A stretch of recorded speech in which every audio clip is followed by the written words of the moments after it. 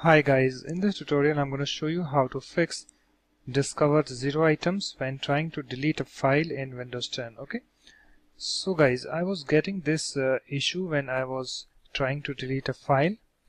So I'm going to show you what I did that solved my problem. Okay, you can see discovered zero items, time remaining calculating, items remaining 0 bytes. Okay, so how you can fix this issue I'm going to show you in this tutorial. Okay, so what you need to do, you need to come to this taskbar and you can right click on that and click on this task manager.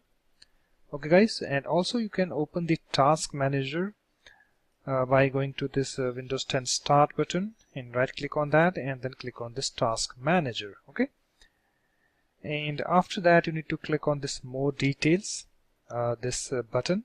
Okay, and after that you need to click on this processes tab and you need to scroll down.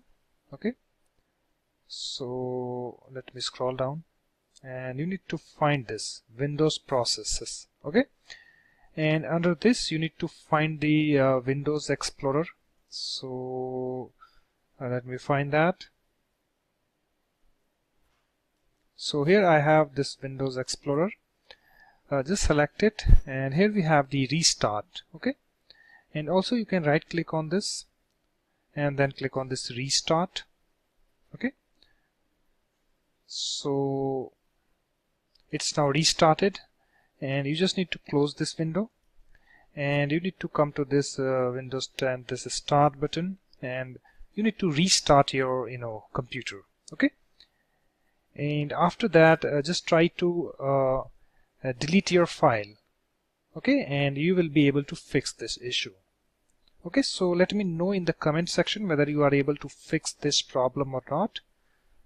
So guys, that's it. Thanks for watching. If you like my videos, please support this channel by subscribing.